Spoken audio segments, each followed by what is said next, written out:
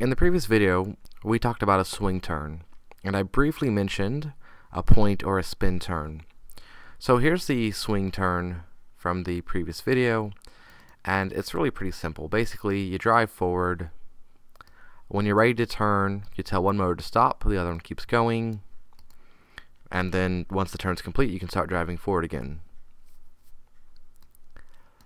Now, a spin turn or a point turn is rather similar actually. There's just a slight difference. So instead of this other motor being stopped, we just have it go backward. And now this is a spin turn. Actually, let's instead of modifying this program, let's copy this program and I'll just paste it back in, and let's call this a spin turn. Alright, and so spin turn, I'll do a spin turn and come back, and this goes backward. And so basically the main difference is based on what point is it turning around. So if it's turning around at its own center, then that's like a point turn or a spin turn. If it's instead turning at like a point at the edge of its tire, one or the other, then that's your pivot or your swing turn. Now there's one more type of turn, and if we throw that point and we push it out away from the robot, we get a gradual turn.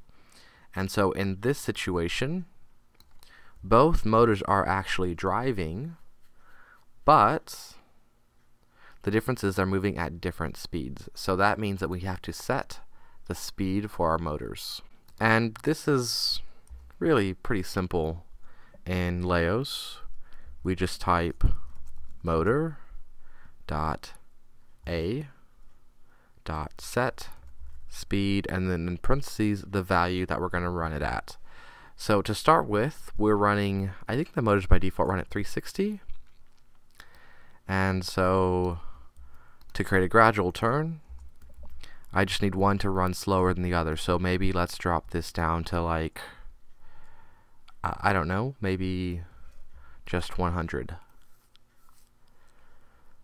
And if this is how long it took for a swing turn where one motor stops and the other one doesn't, and that was right around that point, and for this, since it's out a little bit further, that means it's going to be a wider arc.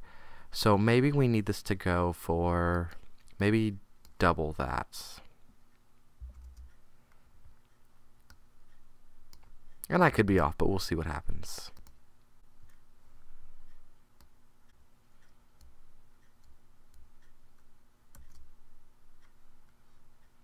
Oh, I should have copied this and called it a, well, that's okay. I'll just go ahead and copy it now. So copy,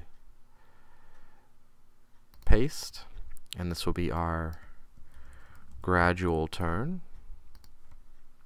And I'll go back to spin turn and I'll fix this. So this will be, we will fix that really quickly.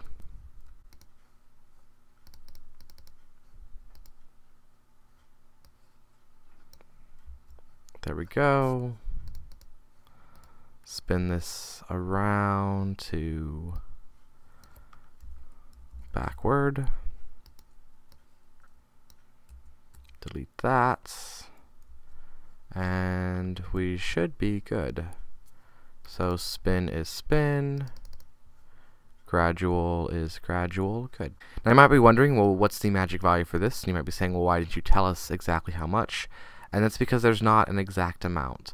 This is going to differ depending on the build of your robot, because the further apart your wheels are, the wider that arc is going to be and the more space it has to cover, which means the larger this number is going to have to be.